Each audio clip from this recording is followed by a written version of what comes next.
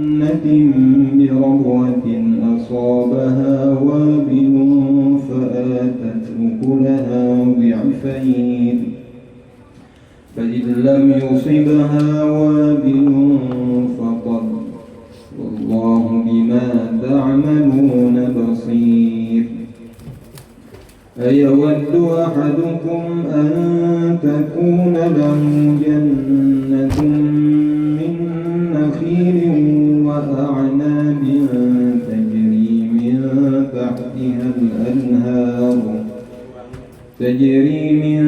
تحتها الأنهار له فيها من كل الثمرات وأصابه الكبر وله ذرية ضعفاء فأصابها إعصار فيه نار فاحترقت كذلك يبين الله لكم الآيات لعلكم تتفكرون. أستغفر الله العظيم لي ولوالدي ولأصحاب الحقوق الواجبة علي ولجميع المسلمين والمسلمات والمؤمنين والمؤمنات الأحياء منهم والأموات. أستغفر الله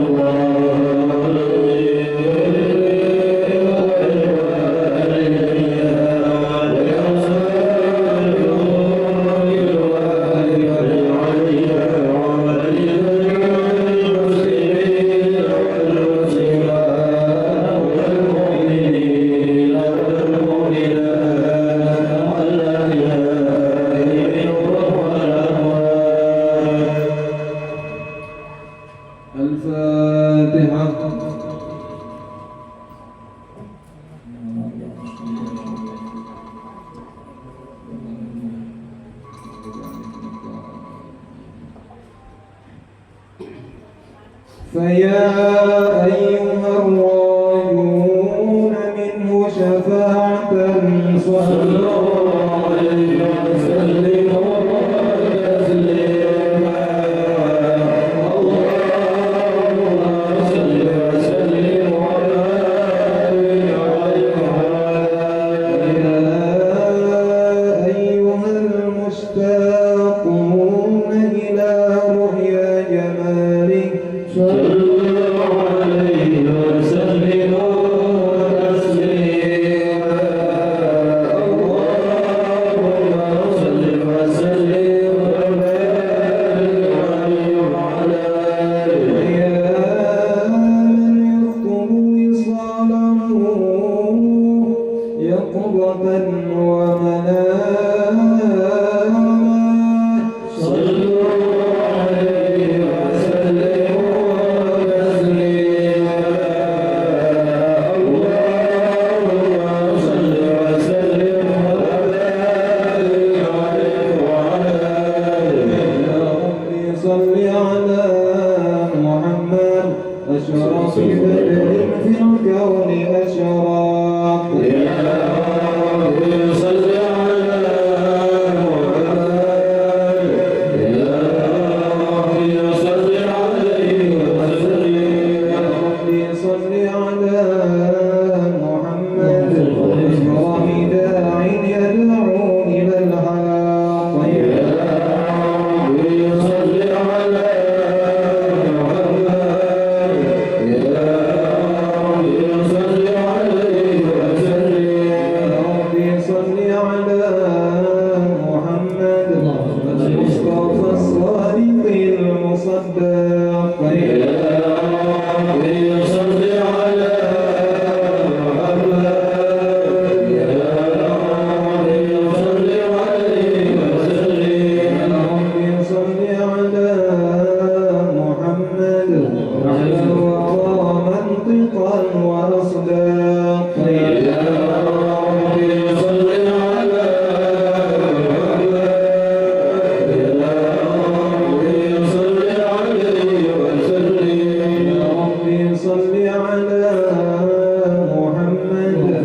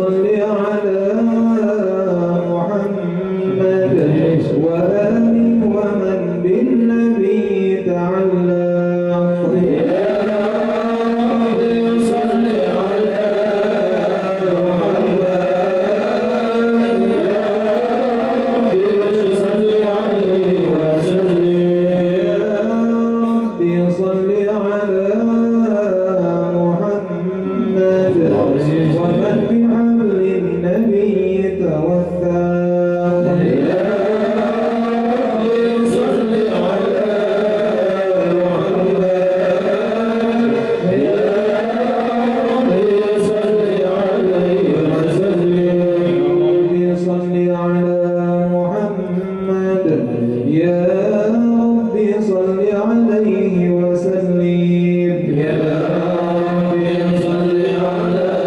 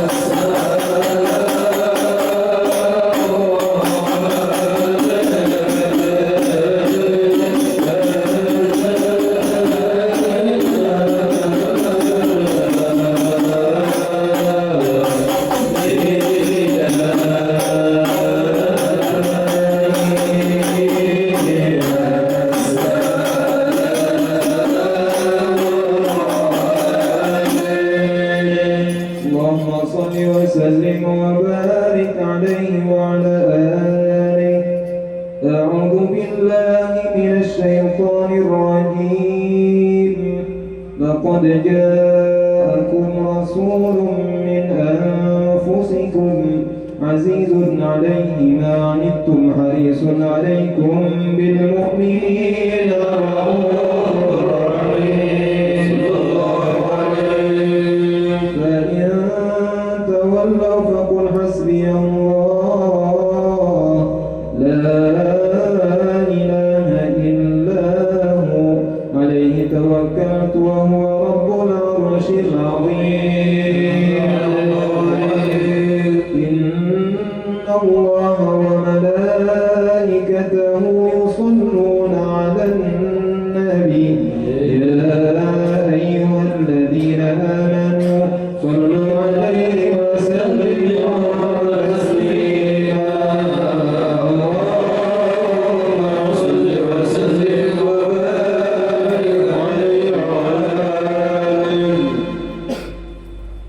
بسم الله الرحمن الرحيم الحمد لله القوي سلطانه الواضح برهانه المبسوط في الوجود كرمه وإحسانه صلى الله عليه وسلم وعظم شانه خلق الخلق لحكمة وضع عليها علما وبسط لهم يفاضل المنة ما جرت به في أقداره البسمة صلى الله عليه أرسل إليهم أشرف خلقه وعجل في به رحمة تعلقت إرادة الأزلية بخلق هذا العبد المحبوب فانتشر أثر شرفه في أوائل الشهادة والغيوب صلى الله عليه وما جل هذا المن الذي تكرم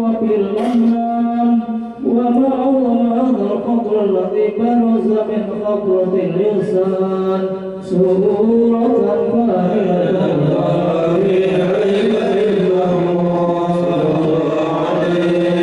وتعثرت بوجودها أكناف الوجود وترجت بالعوالم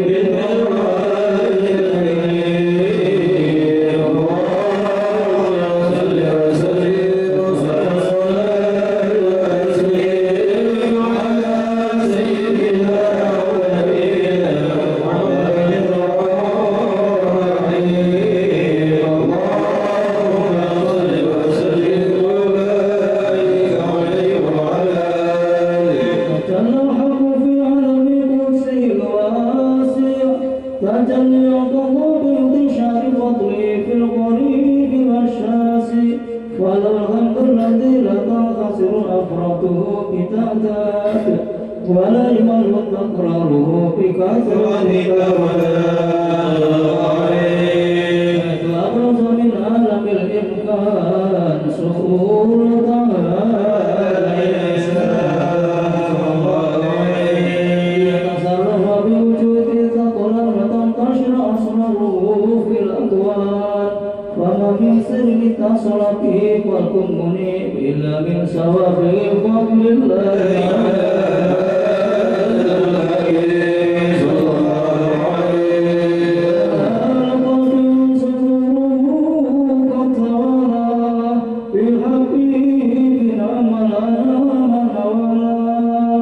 جل من شرف الوجود بنور ومر الكون بهجته ورقى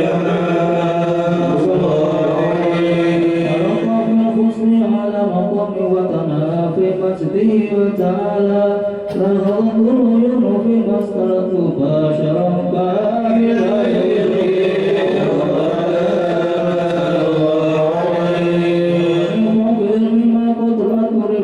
في شؤونه وكمالا وسبحان الذي أبرز من خبرة الامتنان ما يعتز عن وصف اللسان ويخار في تعقل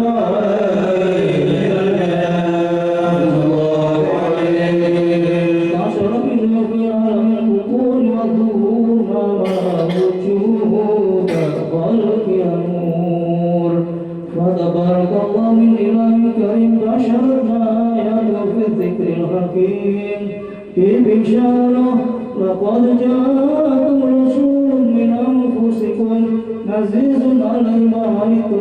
حريص عليكم بالمؤمنين رؤوف رحيم.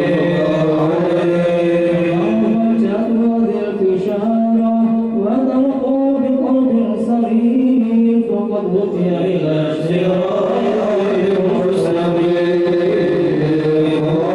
اللهم صل وسلم اشرف الصلاة والتسليم على سيدنا ونبينا محمد الرؤوف الرحيم. اللهم صل وسلم وبارك عليه وعلى آله. صلاة الله ما لاحت كواكب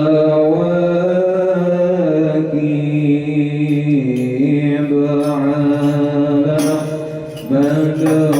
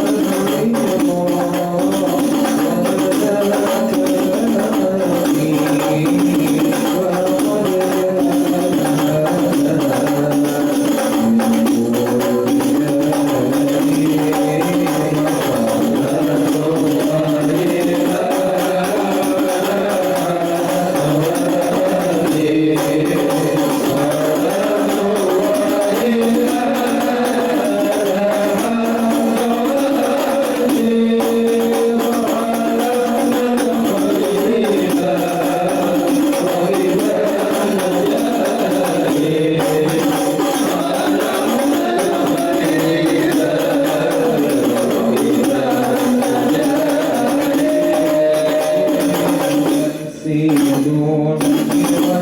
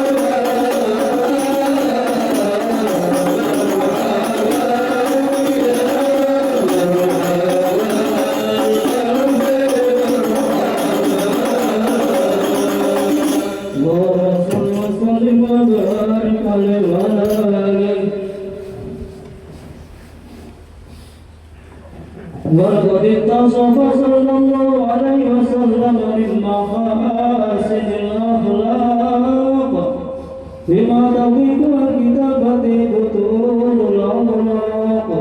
كان صلى الله عليه وسلم أحسن الناس خلقا وخلقا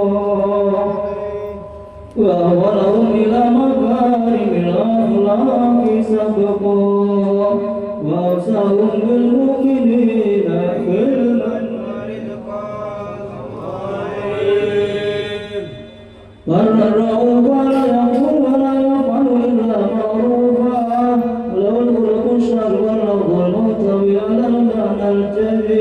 يرتاع المسكين وأجابه إجابة مؤجلة وهو له شفيق رحيم باليتيم والأرملة وله معشورة أخلاق الهيبة القوية التي ترتعد منها فرائس الأقوياء من البرية ومن نشرته كثرة الطرق والمنازل وبأرض ذكره تطيبت المجالس والمحافل وهو صلى الله عليه وسلم جميع الصفات الكمالية والمنفرد في خلقه وخلقه بأشرف الخصوصية وما من خلق في البرية محمود إلا وهو متلقى عن زي الوجود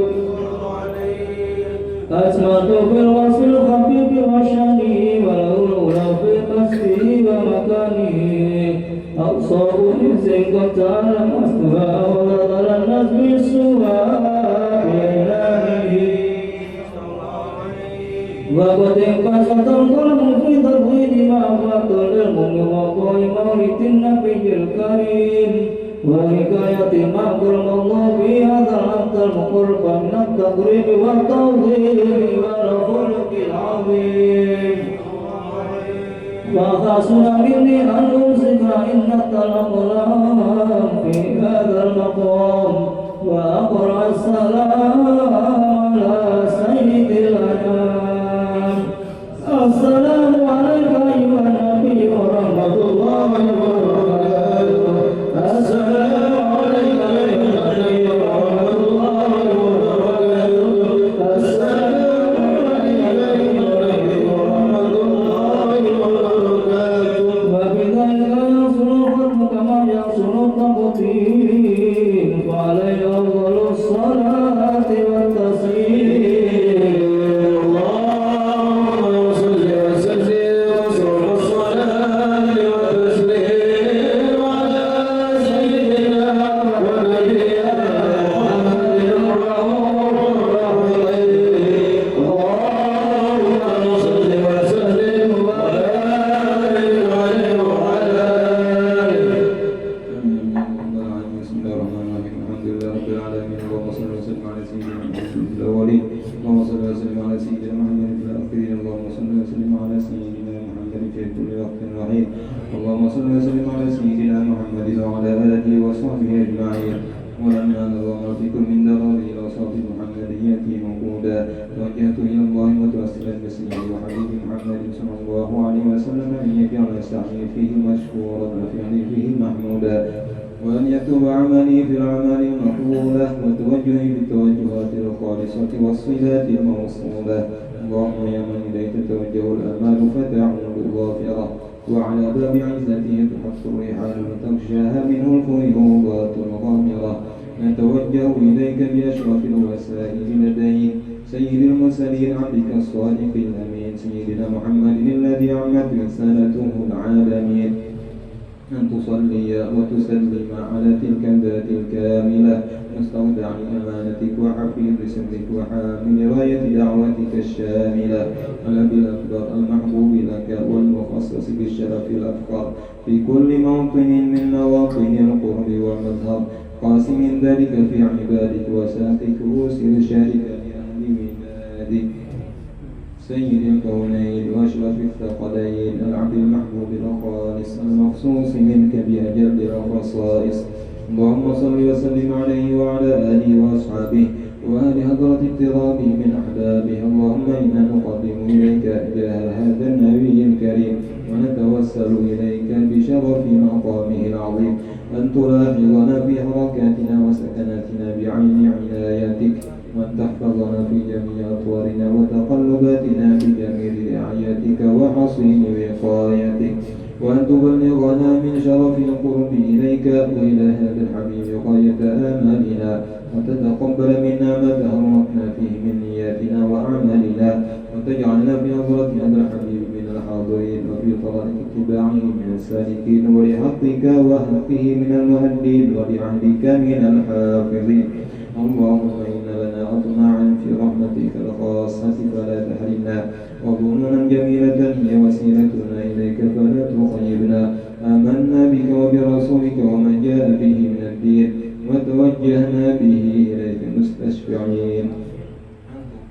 المذنب منا بالغفران أن تقابل المذنب منا بالغفران أن تقابل المذنب منا بالغفران والمسيء بالحسان والسائل بما سأل والمؤمن بما أمل وأن تجعلنا ممن نصر هذا الحبيب وبازره ووله وظاهره وعم ببركته وشريف وجهته أولادنا ووالدينا وأهل قطرنا ووالينا وجميع المسلمين والمسلمات والمؤمنين والمؤمنات في جميع الجهات وأدم راية الدين القوي في جميع الأقطار منشورة ومعالم الإسلام والإيمان بأهلها معمورة معنا وصورا واكشف اللهم كربة المكروبين واقضي دين المدينين واغفر للمذنبين وتقبل توبة التائبين وانشر رحمتك على عبادك المؤمنين أجمعين واكفي شر المعتدين والظالمين وابسط العدل دولة الحق في جميع النواحي والأقطار وأيدهم بتأييد من عندك ونصر على المعاندين من المنافقين والكفار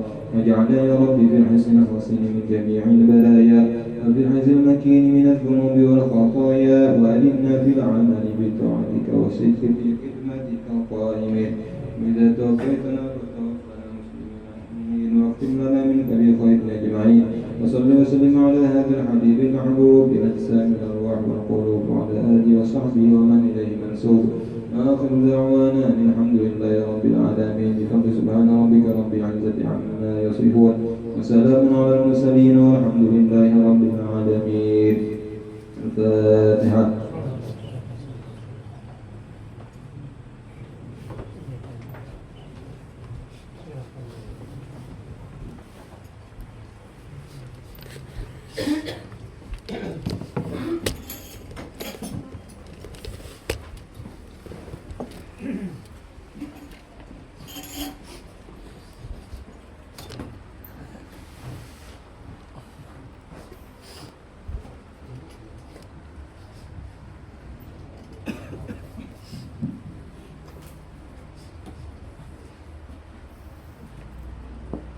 بسم الله الرحمن الرحيم.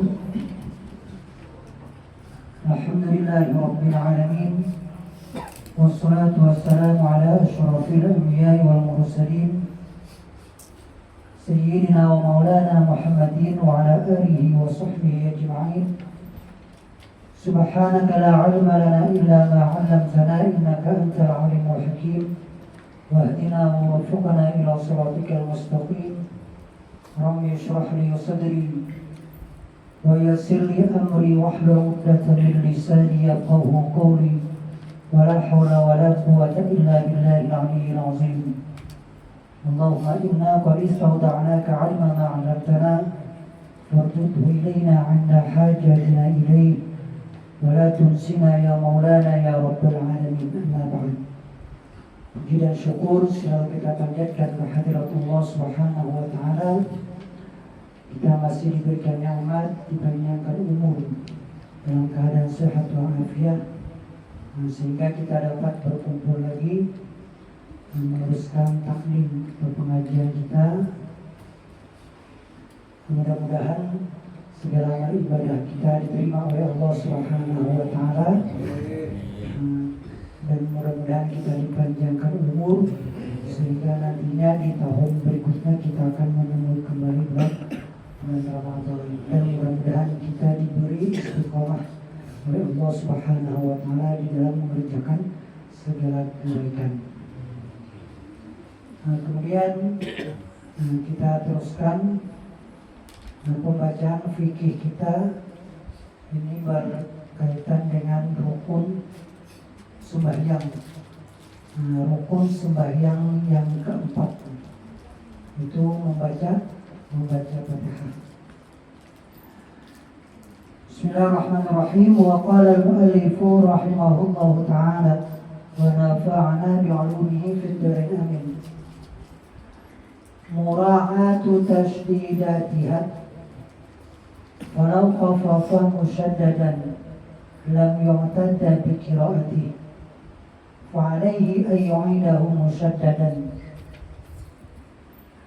Nah, di antara syarat ketika kita membaca surah Fatihah, yang mana kita ketahui membaca Fatihah ini bagian daripada rukun sembahyang.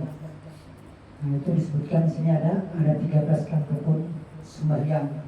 Jadi salah satunya itu membaca surah Fatihah. Nah, kemudian di dalam kita membaca surah Fatihah itu ada beberapa syaratnya lagi. Nah, di antaranya semalam yang sudah kita sebutkan, wajib di waktu kita membaca surah Fatihah itu dalam keadaan tertib dan mualat. Nah, tertib artinya ayatnya itu berurutan. Nah, kemudian mualat, kemudian diwajibkan lagi menjaga huruf-hurufnya. Jangan sampai huruf dari surah Fatihah itu diganti dengan yang lain. Shod dibaca shin misalkan, atau ha dibaca ha.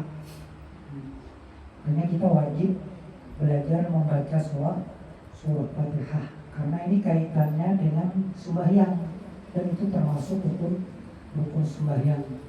Jadi menjaga hurufnya. Nah, kemudian diwajibkan lagi kita menjaga tasdid yang ada di dalam surah Fatihah tadi. Maka jika dia mentakhfif huruf yang bertasdid, maka bacaannya itu tidak terhitung. Wajib baginya mengulangi bacaan itu dengan bertasdid. Karena tasdid itu menempati dua huruf. Jadi kalau tasdidnya dihilangkan, berarti sama ini membuang satu huruf. Kurang jadinya hurufnya. Iyyaka na'budu wa iyyaka nasta'in. Dibacanya misalnya iyyaka na'budu wa iyyaka nasta'in. Iyyaka na'budu wa iyyaka nasta'in. Kayaknya itu hilang tasdidnya lah. Hilang tasdid iya-nya kan. Misalnya dihitung 2, tasdidnya jadi 1 aja lagi. Ada sah. Fatihahnya rusak, maka itu kalau disengaja sembahyangnya batal. Kalau tanpa disengaja, maka bacaannya tidak wajib diulangi. Ayatnya jadi wajib diulangin.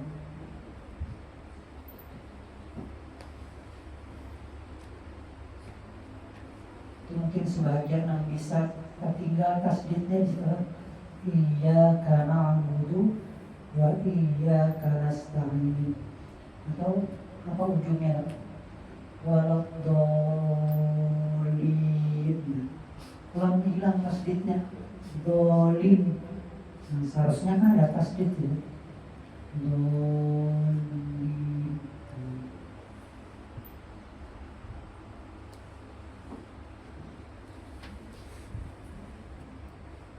Jika bisa minta jagakan kan dengan baca Fatihah, minta jagakan kalau siapa lah mungkin anggap bagus bisa bacanya enggak. Guru Ansari bisa, atau Mutakin bisa minta jagakan ini. Mutakin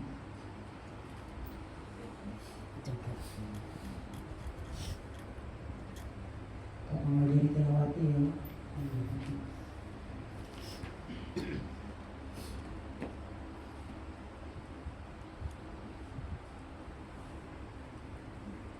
Memang waktu kita belajarnya itu kada cukup sekedar mendengar aja kan. Mendengar, memang harus kita membacanya di hadapan guru kita ya. Jadi kita membaca, baru guru tadi mendengarkan. Jadi misalkan ada yang dianggap kurang pas atau bahkan salah, itu bisa diperbaiki. Itu hukumnya wajib memperbaiki bacaan Fatihah.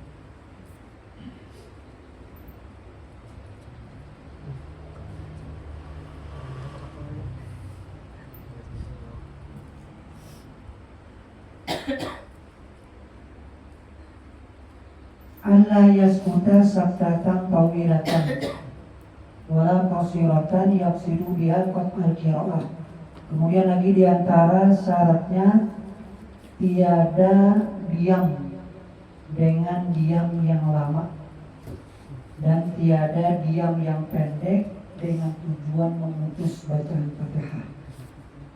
Antara ayat dengan ayat yang berikutnya itu jangan sampai tercandak lawas.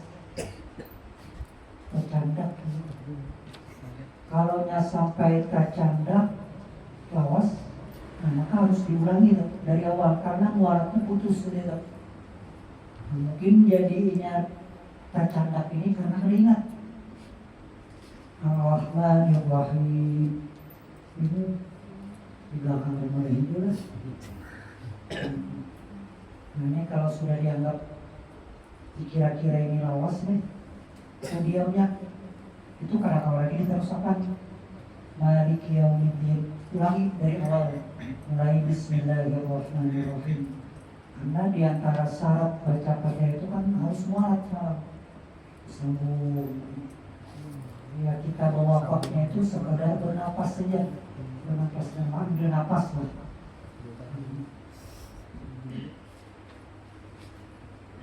Jadi jangan sampai tercandak lawas.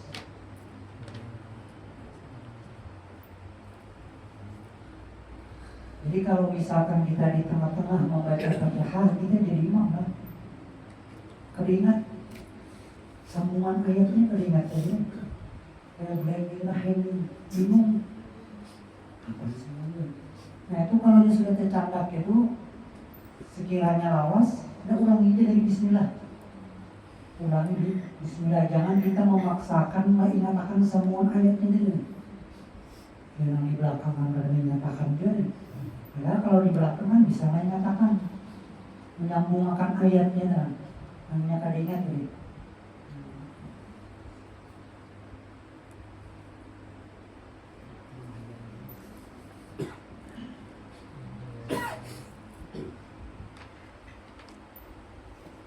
Batok bisa juga panjang kan?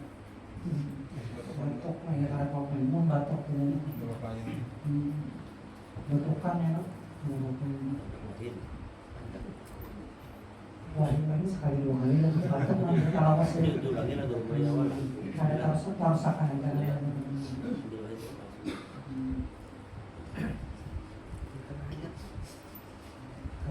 Karena menurut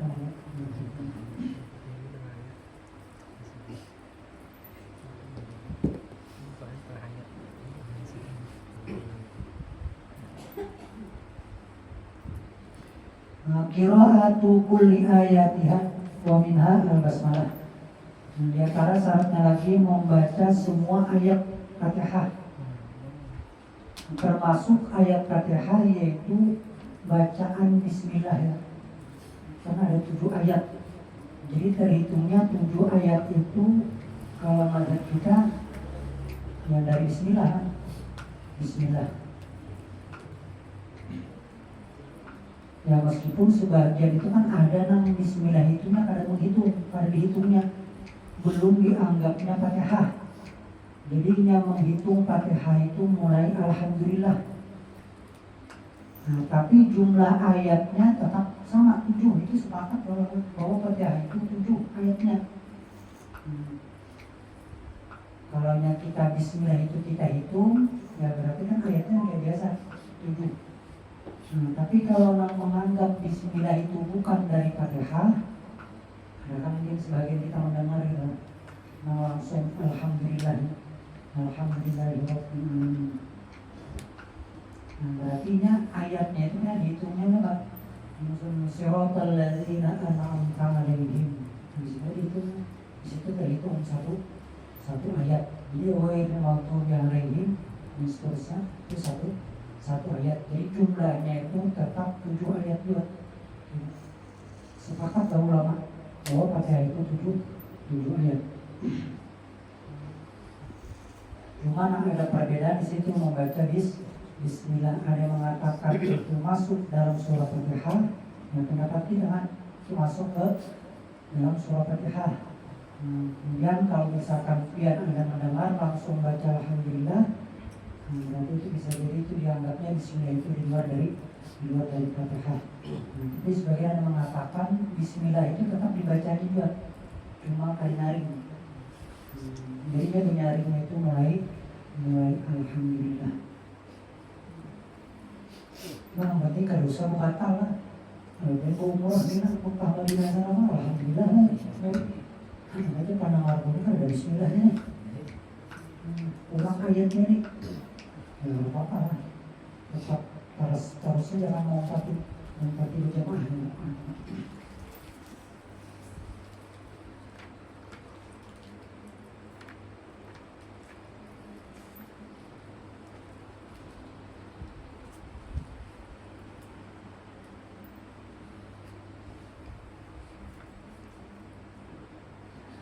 Adamul lahnil mukhilli bil makna. Kemudian di waktu membaca Fatihah itu tidak ada salah yang merusak makna. Ka'ayyakul an'amti atau an'amtu. Domir ini berubah ini.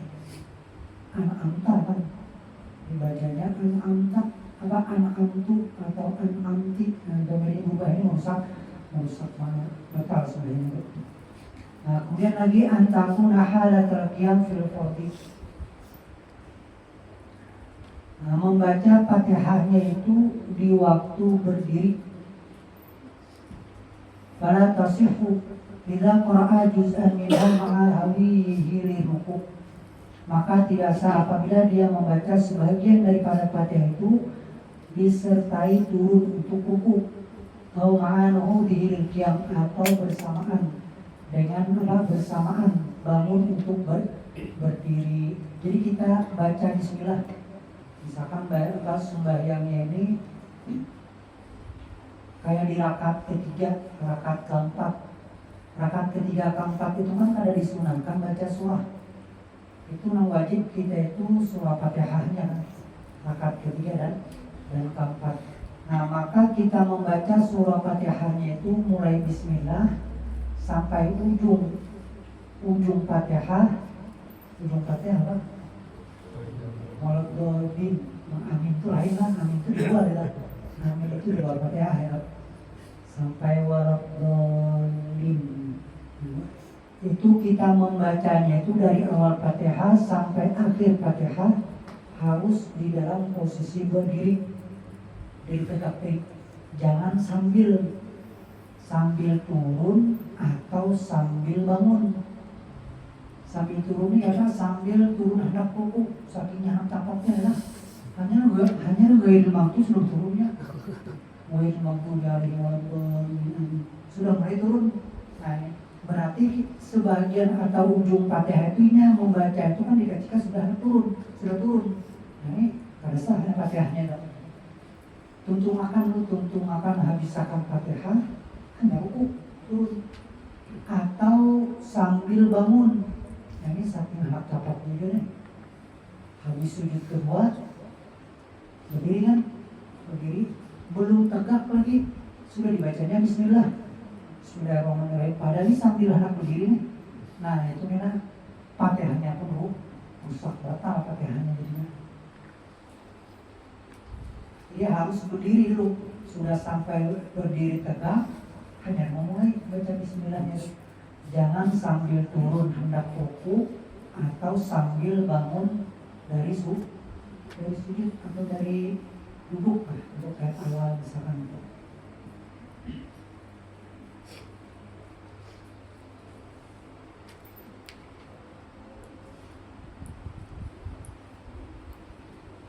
Kita anak capaknya di sini bahas main sunnah apa?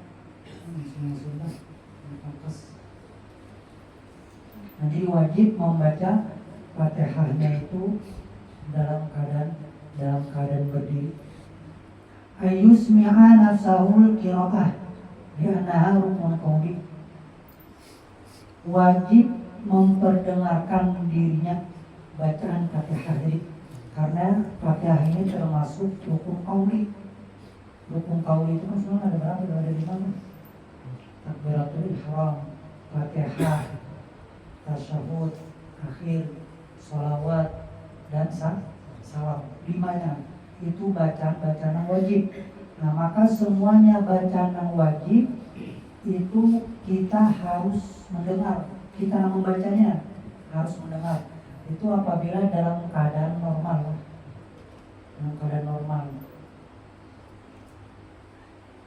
Pokoknya harus ada keluar suara kan. Bismillahirrahmanirrahim. Alhamdulillahirrahmanirrahim. Itu kan telinga kita mendengar. Bismillahirrahmanirrahim. Kemudian misalkan lagi ini bang, nangan labian, ya orang nangan itu dari dia tuh, untungnya nggak kayak mut gitu. Nah itu pada saat itu harus ada keluar suara itu. Makanya adanya keluar suara, adanya timbul suara itu ketika kita mengeluarkan membunyikannya itu kan waktu keluar nafas ya, punya timbulnya. Itu kan sambil keluar nafas itu. Namun kita sambil menarik nafas itu hilang, pasti hilang suara. Jadi baca baca itu kadang orang sambil berhinak pula. Kita makan ayat itu sambil berhinak. Karena di situ hampir dipastikan tuh ada huruf yang hilang ya. Hilang hurufnya, suaranya ada. Jadi berhinak bernapasnya itu ya waktu wakaf ya. Ujung ayatnya kan bisa mengambil napas. Bismillahirrahmanirrahim. Sambil berhinak gitu. Bisa hurufnya yang ada hilang. Kita wajib, kita membacanya ini wajib mendengar, kecuali ada halamannya ini misalnya hari hujan kan, hujan, jadi kan suaranya nyaringnya. Jadi kita membaca itu dikira-kira ya, seandainya ada hujan, kita ini mendengar sebenarnya itu sudah cukup gitu. Kalau misalnya sama ucap baca pakai khasnya kan, dia wajib mendengar ya, padahal harinya berburu ya. Hujan. Maka orang membacanya pakai mendengar aja lah, mendengar aja.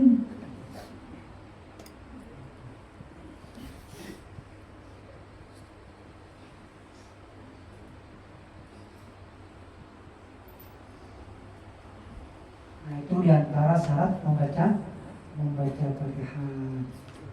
Kemudian kita baca akhlak. Itu semalam kita baca hadis, sudah tamat kan hadisnya kan. Jadi kita baca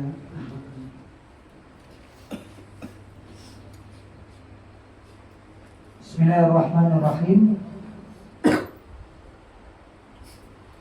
Adabul masyi, ini beberapa adab ketika kita berjalan. Nah, jadi ini adab ini kita kaitannya dengan apa yang disunahkan oleh Nabi kita Sallallahu Alaihi Wasallam. Jadi ini sebagian kita ambil dari kitab Akhlaqul Banin 3 ya. Ambil di situ sebagian ya. Karena di situ banyak menyebutkan tentang keseharian, adab-adab keseharian kita kan. Dari kita berjalan, kayak apa bagus berjalan. Kemudian kita di waktu kita duduk, waktu kita makan, waktu kita pokoknya keseharian kita, waktu kita hendak guring, nah, semuanya itu kan ada disebutkan.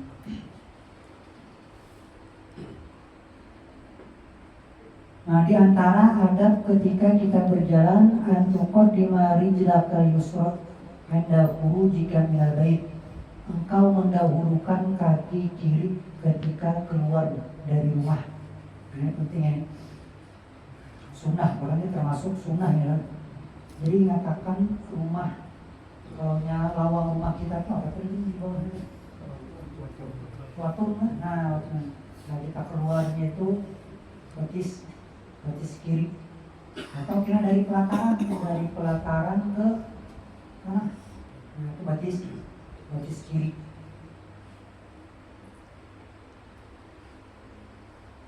Di batis kirinya itu kita menjajak sandal dulu, jangan langsung dipasang.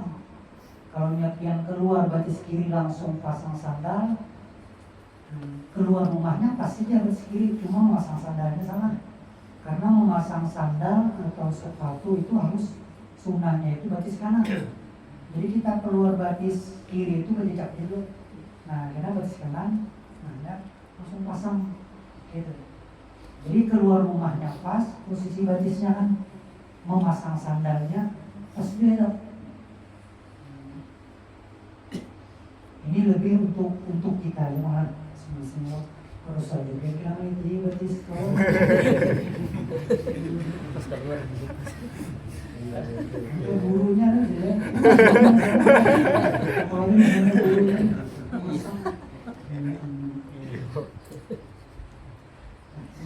Masing-masingnya dulu.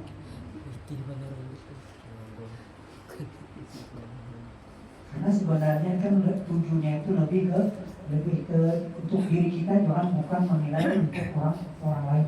Hanya itu. Masang sandalnya kalau sudah itu ya. Wa taqul bismillahi tawakkaltu 'ala Allah la haula wala quwwata illa billah. Nah, dan engkau membaca ini kita keluar rumah. Bismillahi tawakkaltu 'ala Allah la haula wala quwwata illa billah. Dalam riwayat lain Bismillahi tawakkaltu 'ala Allah wala haula wala quwwata illa billah. Itu tambah waw, la haula wala quwwata illa billah. Insyaallah parahnya. Bismillahi tawakkaltu 'ala Allah la haula wala quwwata illa billah. Kenapa belum? Kenapa ini? Kenapa? Bismillah lagi. Bismillah. Bismillahirrahmanirrahim. Maka kalau nama khusus dari riwayat hadisnya itu Bismillahirrahmanirrahim 'ala Allah wa la haula wala quwwata illa billah. Nah, kemudian kalau hendak kita tambah doanya bisa kita tambah kan?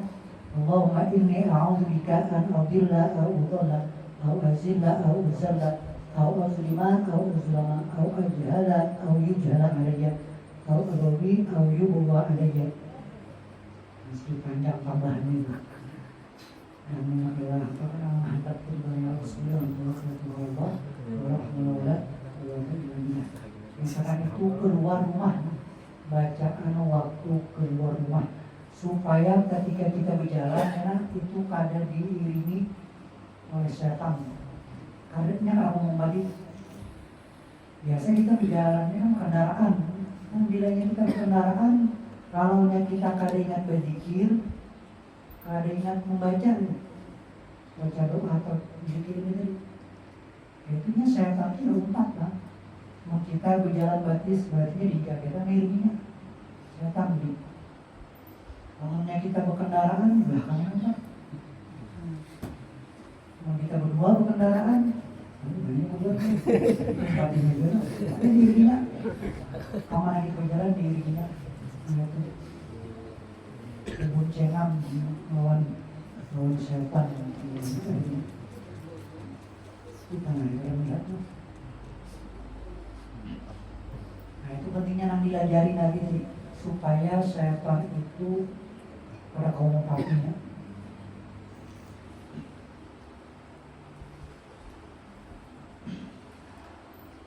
Wa antamshiya fi naf'i nafsika aw ghairika. Nah, kemudian lagi engkau berjalan untuk memberikan manfaat terhadap dirimu atau orang lain. Wala tamshiya li ta'mala ma'siyatan. Dan tiada engkau berjalan untuk mengerjakan maksiat.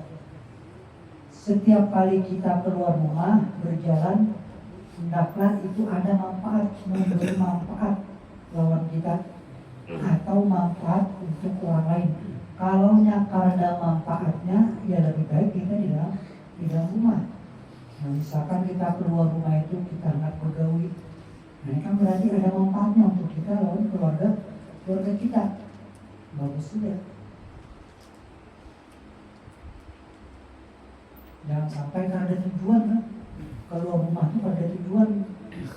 Anak kemana pian mah ya. Mau tahu ini ya kemana sampainya. Nah ini berarti kan ada tujuan lah. Kalau ada tujuan bahaya banget gitu. Harus ada niat. Tujuan kita itu apa? Keluar rumah. Hendak perjalanan kawadah kawan. Nah itu kan kawan, jadi disertai dengan niat yang baik, silaturahmi, nyatakan silaturahmi. Kalau kawan tadi, itu kan bagus, itu ada pahalanya itu.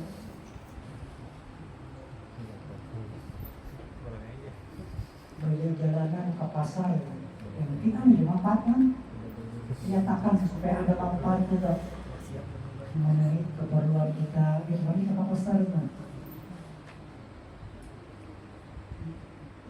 Jangan sampai kayak kapal besar tapi kadang cahaya, kadang ditunjuk jalan itu sampai setengah hari. Nah, kemudian jangan sampai kita keluar rumah itu untuk mengerjakan maksiat dosa. Ini dari dalam rumah sudah ada niat ini, untuk menzalim orang misalkan, atau litadurra ahadan, atau untuk membahayakan orang lain. Itu kalau sudah ada niat kan, niat kita keluar rumah, kita berjalan itu hendak menzalim orang misalkan, atau begawi, cuma gawiannya ini kan baik, gawiannya salah, kada sesuai dengan syariat. Itu ketika kita sudah memulai langkah itu kan, itu sudah dihitung dosa, sudah makin jauh itu makin banyak langkah itu ya makin banyak kali dosa.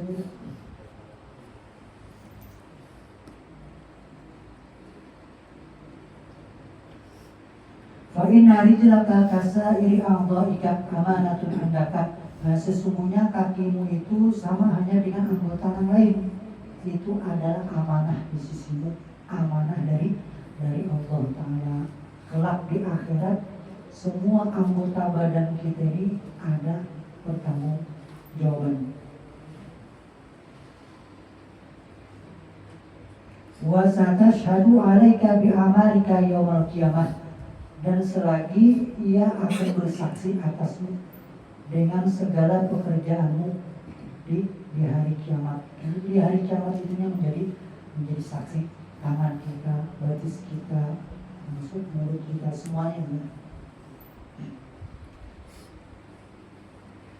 Jika ada rekaman itu diputar ulang rekamannya semasa kita hidup. Jadi kan aku mengelak lagi gitu.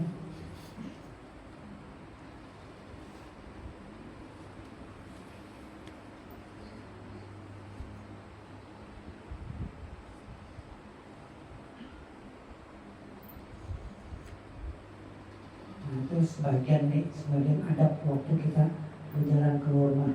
Yang pertama tadi harus diingat mendahulukan batis kiri, karena pas waktu masang sandal batis kanan. Sambil kita membaca Bismillahirrahmanirrahim, wala haula wala quwwata illa billah. Kemudian usahakan setiap kali kita keluar rumah itu disertai dengan niat yang baik. Sekira itu ada memberikan manfaat baik untuk diri kita ataupun untuk orang lain, supaya umur kita itu ada berkahnya, Allahumma. Hamdul dzikri la ilaha illallah, la ilaha illallah, la ilaha illallah, la ilaha illallah, illallah, la ilaha illallah, la ilaha illallah, la ilaha illallah. illallah, la ilaha illallah, la ilaha illallah, illallah, la ilaha illallah, la ilaha illallah, sayyidina Muhammadur Rasulullah. Allahumma salli ala sayyidina Muhammad, Allahumma salli alaihi wa sallim. Allahumma salli ala sayyidina Muhammad, ya Rabbi salli alaihi wa sallim. Bismillahirrahmanirrahim. Bismillahirrahmanirrahim.